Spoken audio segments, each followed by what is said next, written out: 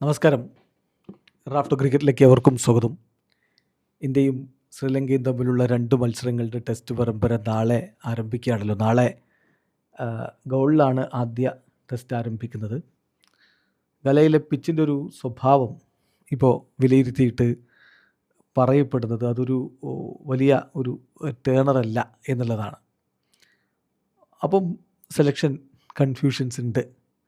ലഭ്യമാവുന്ന സൂചനകളൊക്കെ അനുസരിച്ച് the surface is in raging turner.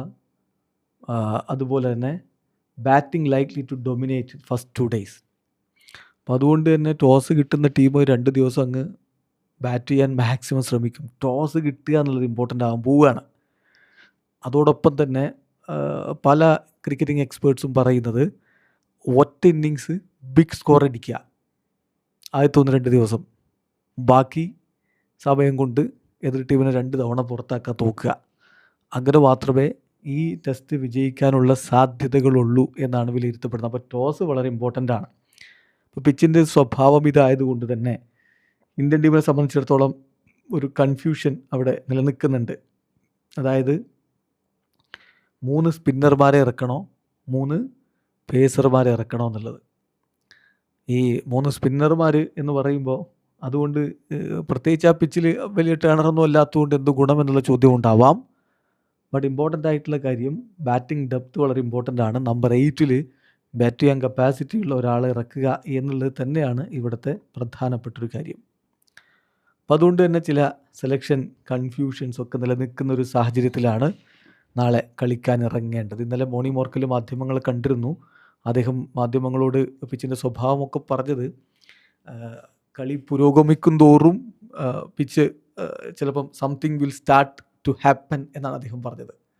തുടക്കത്തിലൊന്നും അത് പ്രതീക്ഷിക്കുന്നില്ല, പക്ഷേ പിന്നെ കളി പുരോഗമിക്കുമ്പോൾ മാറും എന്നാണ് അദ്ദേഹത്തിൻ്റെ ഒരു പ്രതീക്ഷ. അദ്ദേഹം പറഞ്ഞത് it looked like A good surface എന്നാണ്. എന്നിട്ട് അദ്ദേഹം വിശദമായിട്ട് തന്നെ പറഞ്ഞു, ഇത് ഈ ഒരു ടെസ്റ്റ് മാച്ച് മുന്നോട്ട് പോയിക്കൊണ്ടിരിക്കുമ്പോൾ ഒരു പക്ഷേ something will start to happen. ഞങ്ങളെ സംബന്ധിച്ചിടത്തോളം ബേസിക്കലി എല്ലാ തരത്തിലുള്ള സിറ്റുവേഷനുകൾക്കും ഞങ്ങൾ വളരെ പ്രിപ്പയർഡ് ആയിട്ടിരിക്കുകയാണ്.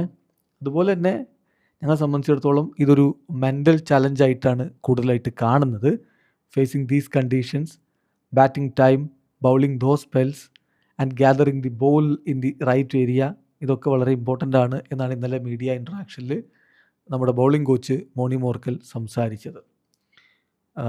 ട്രഡീഷണലി ഇവിടെ സംഭവിക്കുന്നത് വെച്ചാൽ ഫസ്റ്റ് 2 days ബാറ്റിങ്ങിന് അനുകൂലമായിട്ട് മാറുന്ന ഒരു പിച്ചാണ് ഈ ഗ്രൗണ്ടിൽ നമ്മൾ കാണാറുള്ളത്. അതുകൊണ്ട് തന്നെ റൺസ് എടുക്കുക, ആദ്യ 2 ദിവസം കൊണ്ട് റൺ എടുക്കുക, ദെൻ സ്വാഭാവികമായിട്ടും അതനുസരിച്ച് കാര്യങ്ങൾ മുന്നോട്ട് കൊണ്ടുപോവുക.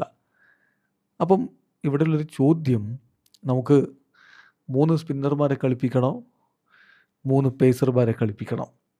രവീന്ദ്ര ജഡേജ എന്തായാലും പ്രീമിയർ ഓൾറൗണ്ടർ എന്ന നിലയിൽ പ്ലേയിങ് ലെവലിൽ ഉണ്ടാവും. Mohammed Siraj leading fast bowler എന്ന രൂപത്തിൽ അദ്ദേഹം ഉണ്ടാവും. പിന്നെ കുൽദീപ് യാദവ് ഒരു സംശയം വേണ്ട ഈ സീരീസിൽ എന്തായാലും കളിപ്പിക്കപ്പെടും എന്ന കാര്യം ഉറപ്പാണ്. അപ്പോൾ പിന്നെ 2 സ്പോട്ടുകളാണ് അവിടെ ഓപ്പൺ അപ്പായി നിൽക്കുന്നത്. ബൗളിങ്ങിൽ 2 സ്പോട്ടുകൾ, 3 പേര് ഉറപ്പായല്ലോ. പേസ് ബൗളിങ്ങിൽ ഗുർനൂർ ബ്രാർ വേണോ പ്രസിദ്ധ് കൃഷ്ണ വേണോ എന്നുള്ളതാണ് ചോദ്യം. ഗുർനൂറിൻ്റെ മികവ് എല്ലാവരും ഇപ്പോൾ നല്ല രൂപത്തിൽ പുകഴ്ത്തപ്പെടുന്ന ഒരു സമയമാണ്. അതുകൊണ്ട് സാധ്യതയുണ്ട്, പക്ഷേ കൂടുതൽ പ്രസിദ്ധ് കൃഷ്ണ ഇറങ്ങാൻ തന്നെയാണ് ഒരു ചെറിയ എഡ്ജ് കൂടുതലുള്ളത് എന്ന് വേണം കരുതാൻ. അപ്പോൾ ആ സ്പോട്ട് അങ്ങനെ second pacer spot Prasidh Krishna or Gurnoor Brar, may be Prasidh Krishna നാളെ സ്റ്റാർട്ട് ചെയ്യുന്ന കരുതണം. ദെൻ മനോജ് സുഥാർ, അദ്ദേഹം ഒരു പക്ഷേ സ്പിൻ ബൗളിംഗ് ഡിപ്പാർട്ട്മെൻറ്റിലേക്ക് വരാനുള്ള സാധ്യതയുണ്ട്. അദ്ദേഹം വളരെ ഇംപ്രസീവായിട്ടാണ് അഫ്ഗാനിസ്ഥാനെതിരെയുള്ള ടെസ്റ്റിൽ കളിച്ചിട്ടുണ്ടായിരുന്നത്. അപ്പോൾ ഒരു ബാറ്റിംഗ് കുഷ്യൻ നമ്പർ 8 നമ്മൾ പ്രതീക്ഷിക്കുന്ന ബാറ്റിംഗ് കുഷ്യൻ അവിടെ ലഭിക്കുകയും ചെയ്യും. അതുപോലെ തന്നെ സ്പിൻ അറ്റാക്കിന് കുറച്ച് വെറൈറ്റി കൊടുക്കുകയും ചെയ്യും. അപ്പോൾ ഇവിടെ ഉള്ളൊരു ചോദ്യം എന്ന് പറഞ്ഞാൽ 3 ലെഫ്റ്റ് ആം സ്പിന്നേഴ്സിനെ വെച്ച് വിസിറ്റേഴ്സ് ഇറക്കുക, അത് വളരെ റെയറായിട്ടുള്ള കാര്യമാണ്.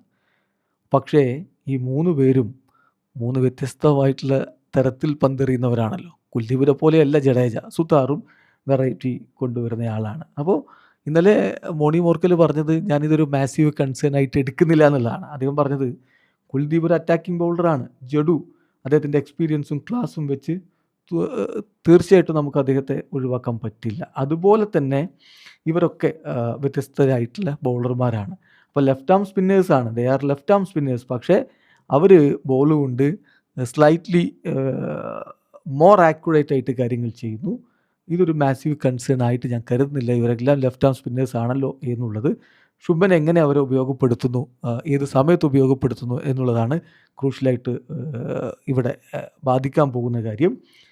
അപ്പം in terms of skill, they have got the skill there to get the 20 wickets first എന്നാണ് ഇപ്പം മോണി മോർക്കൽ പറഞ്ഞിട്ടുള്ളത്. അപ്പം പ്രശ്നങ്ങളില്ല, 20 വിക്കറ്റ്സ് എടുക്കാൻ കപ്പാസിറ്റിയുള്ള ബൗളിംഗ് നിര തന്നെ ഇവിടെയുണ്ട് എന്ന് മോണി മോർക്കൽ വിശ്വസിക്കുന്നു. അപ്പോൾ മിക്കവാറും ഈ ഒരു സെലക്ഷൻ ക്രൈറ്റീരിയയിൽ ഒരു കൺഫ്യൂഷൻ ഉണ്ട്. 3 പേസർമാർ വേണോ അതല്ല 3 സ്പിന്നർമാർ വേണോ എന്നുള്ളത്. 3 സ്പിന്നർമാരും 2 പേസർമാരും ആവാൻ തന്നെയാണ് സാധ്യത. അപ്പോൾ ഈ വെന്യൂവിൻ്റെ ഒരു സ്വഭാവം എന്ന് പറഞ്ഞാൽ ഏറ്റവും ഒടുവിൽ അവിടെ ടെസ്റ്റ് നടന്നത് 2025 ജൂണിലാണ്.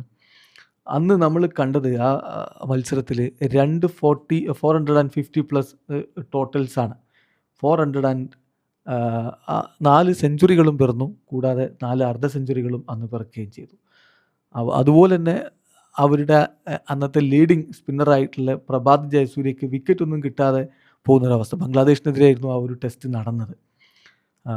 48 ഓവർ ബൗൾ ചെയ്തു വിത്തൗട്ട് സക്സസ്.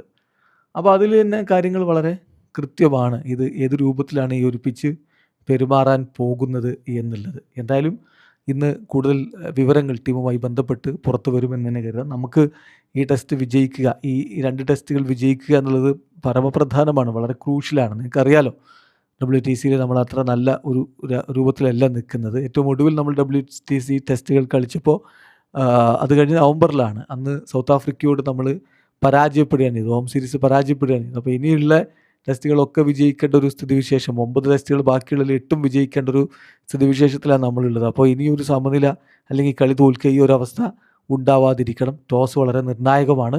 കൂടുതൽ ടീം എങ്ങനെയൊക്കെ ആയിരിക്കും എന്നൊക്കെ വെച്ചുകൊണ്ട് നമുക്ക് പിന്നാലെ ഇന്ന് രാത്രിയോടുകൂടി കൂടുതൽ വിവരങ്ങൾ ലഭിക്കും. എങ്ങനെയാണ് 11 എന്നുള്ളതിലേക്ക് കുറച്ചുകൂടി ആക്യുറേറ്റ് ആയിട്ടുള്ള വിവരങ്ങൾ ലഭിക്കും. അപ്പോൾ നമുക്ക് ചർച്ച ചെയ്യാം. എന്തായാലും ഇപ്പോൾ ഈ ഒരു ചോദ്യമാണ് മുന്നിലുള്ളത്: 3 സ്പിന്നർമാരോ അതല്ല 3 പേസർമാരോ? വീഡിയോ അവസാനിക്കുന്നു. ക്രിക്കറ്റ് ലോകത്തെ കൂടുതൽ വിശേഷങ്ങളുമായി റഫ്ലക്സ് എത്താം.